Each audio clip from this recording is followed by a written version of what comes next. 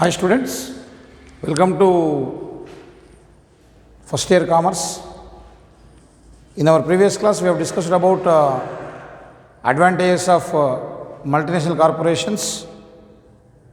We learnt that MNCs will fill the technology gap. They contribute for the economic development of the host countries. Work culture will be improved. Okay, they provide funds for research and development, which enables the society in enjoying the better quality goods at reasonable rates. Then they help us to increase our foreign exchange by promoting exports. So, like that, we have learnt around 7 advantages. In this class, we are going to discuss about disadvantages of MNCs. Disadvantages means unfavorable points. What are the drawbacks? What are the problems we face by the entry of MNCs? We are going to discuss. First one is problem of technology. Okay. First one is problem of technology. By the entry of these multinational corporations is not suitable to the developing countries, like particularly like India. As in previous class I told you that MNCs use very high level advanced machinery technology. So unfortunately, the employees and the labor or the workers of these developing countries are not used to apply the technology developed by the multinational corporations. That is the reason by the entry of MNCs, most of the people in the host countries, in developing countries like India, are losing jobs. The problem is we are not used to the technology. We don't know how to apply the technology, how to work on those machines. So naturally what they are doing, they are bringing the employees, staff who can use the technology from their home countries. So that is the reason our people here, people from the host countries, people from the developing countries are losing employment opportunities because they cannot use the technology. For example, you take a corporate college is using this high level technology of broadcasting the classes, and I don't know how to apply that technology. Quite natural, I will miss that job now. So, the technology developed by the multinational corporations is not suitable to the environment and suitable to the conditions of developing countries, because we are very slow. Okay, we are very slow in learning the modern technological methods. So, the technology brought in, imported by the MNCs will create some problem. One more danger from MNCs is they bring technology from their home country which was outdated over there, and they put that technology over here. So, here in Indian industries we struggle to use the technology. Next, political interference. Political interference means actually for what purpose the MNCs are entering into our country? The entry to MNCs is given for the purpose of business. But unfortunately, MNCs do not confine their activities to the area of business. They try to capture the political power. For example, in your school days, in social studies, you might have learnt about East India Company. In the course of Indian freedom struggle, we come across with the role of East India Company, which was established by the Britishers in 1930 at West Bengal. So as you all know, in freedom movement, that Britishers entered into India with the name of trade. They came here, initially they were traders, but slowly, gradually, by understanding the Indian social conditions, the weakness of the Indian population, they created conflicts among the people here. They divided the kingdoms, and by establishing a multinational company called as East India Company in West Bengal, slowly they spread their business to all parts of country. Initially they have exploited our wealth. They looted our raw material, various things to their home country. There they manufactured. Again they brought back those goods to India and sold at higher prices. It's very simple. They made us fools. They took raw material worth 25 NP or say 25 rupees, took that raw material to their country, saying that this raw material is not useful to you because Indians are not used to that production sector and we don't know how to establish factories. We don't know the process of manufacturing. So by looking at these weaknesses of Indian industrial sector, what the Britishers have done, they took away all the raw materials which is available in India, minerals, various other agricultural products, jute, cotton. Then they made the things, they manufactured the things in their country, England. Then after making the goods, they brought the goods to India and they sold at higher prices. So what happened? They gave very little money for the raw material, but they took more money for the final product. So that is how the Britishers started looting the Indian economy. Crores of wealth was taken away by Britishers. That is the reason how India is like this. We are squeezed. Now whatever we are is only residue. Otherwise our economy could be more than other European countries. So they took away all the wealth. Juice is taken away. Only pulp is left out. I hope you understood. If you take any fruit or sugar cane, juice is the core area which is fruitful. So juice is taken away, pulp is thrown, kachra feke gaye wahan pe. So from here also, over the years, up to 200 to 300 years, they looted India. First they have entered in the name of trade, then they started interfering in political manner and they took the authority, they captured the political power. Same way, multinational companies all over the world, they know that unless they have political power in their hands, they cannot have favorable terms like low tax, other facilities from government. So they try to influence the politics. That means they try to be in power, like supporting one political party or indirectly giving some funds. They see that the tax system is favoring them, or by using their financial power, they force the government to create policies in their favor. Like they bribe the politicians, they bribe the officials. Always they see that the rules and regulations are in their favor. So by doing that, they capture the economy. So that is the dangerous thing about multinational corporations. If they are, as they have entered only for business purpose, if they carry out business activities, we are happy. But their activities do not end with only business activities. They gradually interfere in politics, try to attain political power. That is not advisable for the developing countries, because once again we will be cheated and we will be fooled. So our wealth will be snatched away by the foreign companies. Next, self-interest.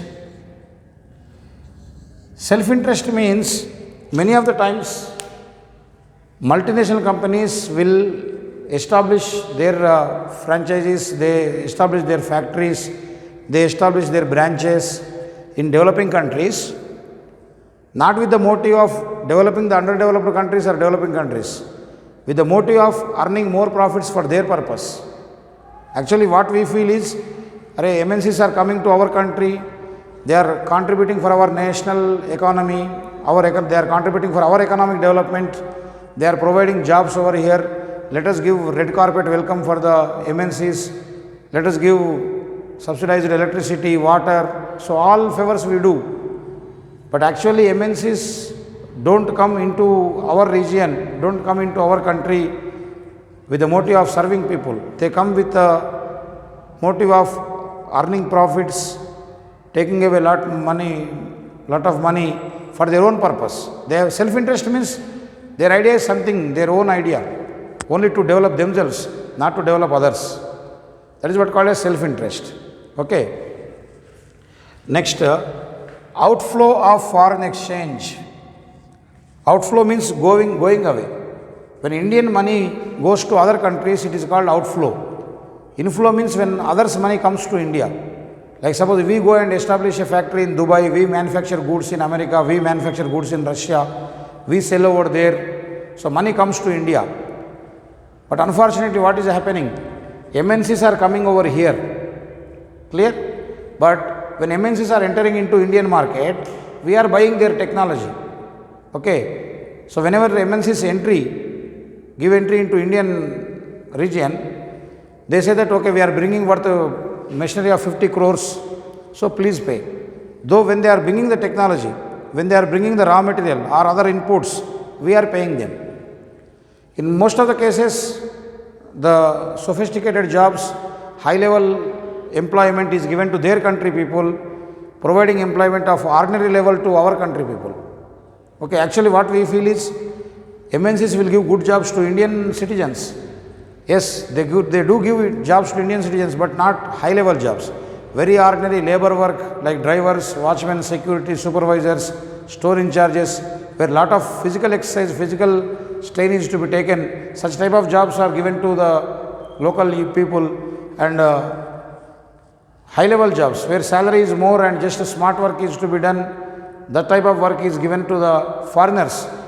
So naturally, when a foreigner comes over here and he is earning money, that is going to other countries, and we are paying for the raw material, we are paying for the machinery. See, the company is in Hyderabad, but the machinery comes from America. So what is happening? We are paying for that American company. So our money is going out, not other countries' money is coming in.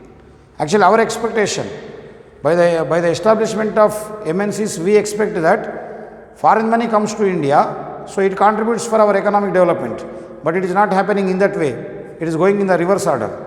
Okay. So that is what called as outflow of foreign exchange. Next, exploitation.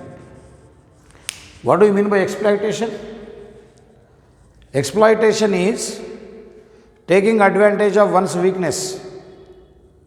Exploitation means taking advantage of one's weakness. For example, you take private employment. Private school teachers, even some of your parents and maybe your neighbors may be there. In what way the private school managements and private colleges are exploiting the employees? Because this employee cannot work in the other place because he is not having job, so they put lot of conditions. Okay, work on Sundays. Actually, a teacher should be given only 4 to 5 teaching hours. But you see in a private school, a teacher is given 7-8 periods. Morning 8 o'clock to evening 4 o'clock, continuously the teacher has to teach. Even she or he is not given free lunch hour. Every day they have to correct around 200 to 300 books. Okay, exams are to be conducted. Even the small kids, LKG, UKG people are not having their lunch. Teacher is responsible. The concerned correspondent says that what the teachers are doing. That means completely a teacher is used as a labor. Even the uneducated labor has got some working hours. Like they will come at around 10 o'clock and they leave by 5 o'clock. They don't have any qualification. They are paid 500 or 600. But they are doing some heavy work. Teachers, for society's sake, oh, she is working in a school, social teacher, math teacher, English teacher, naam ke vaste. But how the private school managements are exploiting them? Exploiting means because they do not have other job. ये छोड़े तो दूसरा नहीं मिलता, इसलिए क्या करते? गलत इस्तेमाल कर ले रहे. इसको बोलते exploitation. Why I am insisting on this point is, in future also, if you do not have proper qualification and you don't get job in a particular organization at a high level, definitely you also will be exploited. Means paying little money, taking more work. In other words, it is very simple. Paying little money, taking high work is called exploitation. Similarly, multinational corporations also, as I told you, they are very strong. They have got very strong economic power.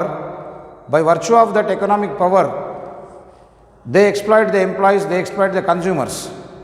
By virtue of their financial power, they eradicate the competition. Actually, if more and more companies are there in the market, customers will have wide choice to buy the product. A, B, C, D, 4, 5 different brands will be there. So, customer according to his capacity will buy a particular product. But the first concentration of the MNCs will be, they will see that in the market there is no competition for them. They create some sort of monopoly. Okay, they will see that small Indian companies do not exist in the market. So first of all, they capture those Indian companies, small companies which are working in a average manner with modern technology of Indian employees. They take away those companies. They either buy those companies and they will see that those companies are closed by using their power. So when all the small companies just gets closed, only the superior company will become so strong. For example, you take in Hyderabad market, yes, a decade or 2 decades ago, before the entry of this Chaitanya Narayana Junior Colleges into Hyderabad market, there were so many small colleges in Telangana in this Twin Cities market. So various small colleges, even in this at this Santosh Nagar Chaurasta, there were 10 colleges. Clear? But when these Chaitanya, Narayana, Sri Gayatri have entered, because these are very corporate and financially powerful, what they have done? They took away all the students by their extensive marketing strategies, by giving commission to the school correspondents. So these small colleges did not get the admissions. So parents preferred the brands. Extensive advertisement in TV, so and so, everything, every rank belongs to Chaitanya Narayana, everywhere. So all the parents started joining their wards into corporate colleges. All these small colleges got closed. Now they took away. Now what is happening? Once there is only few colleges like Chaitanya Narayana Gayatri, when a parent goes, they started exploiting, means demanding. Fees MPC with MSET only, first fees 1 lakh rupees. Previously when small colleges were there, okay, the fees was very less. According to the choice of the parent, the course was given. But today it is not like that. Okay. This is what called as exploitation. Means once the competition is erased, competition is eradicated, corporate system, MNCs will gain more power and consumer is left with no choice but to accept the product or service given by the MNC. Market में आपको दूसरा chance नहीं रहता, simply MNC का जो product है वो खरीदना आप. Then what happens? He starts collecting more money. Okay, he starts fixing the higher selling price. So you are forced to buy that because you do not have any other option. So this is what called as exploitation, which is not desirable to the Indian society. Next, investment means starting a branch or say starting a new company at different areas. MNCs will not enter into the area where risk is more. Their concentration is not to develop the Indian economy. Indian society improvement is not their task, not their goal. Their goal is to maximize the profit. So MNCs will invest money where risk is less and profit is more. So they are not at all concentrating on our development, on our improvement. What they want is money. So always MNCs invest in the areas where risk is less, profit is more. Next, artificial demand. This is very dangerous.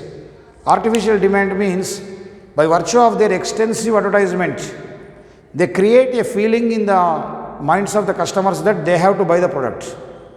Ultimately, they will force you to buy the product, even though it is not essential to you, even though it is not required to you. They create such attractive advertisements. They spend lot of money. If 30 rupees is spent for making a product, they spend 70 rupees on advertisement.